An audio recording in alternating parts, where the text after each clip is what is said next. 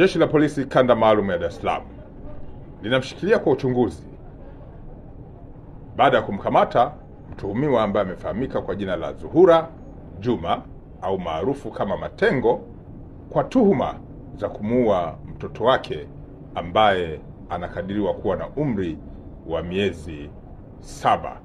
Lakini wakati huo huo mtuhumiwa huyu aliwajeruhi watu wengine wawili ambao walifahamika kwa jina la Agnes Matias na Suleimani Abdalla.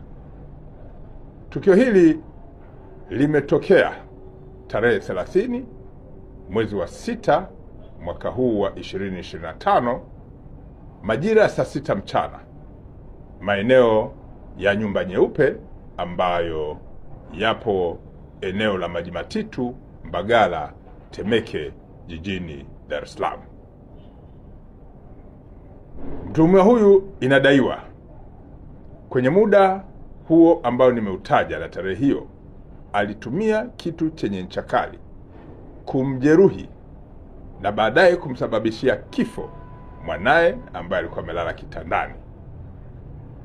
Na baada ya hapo mtuhumiwa huyo alitoka nje na kuwajeruhi watu wengine wawili ambao tayari.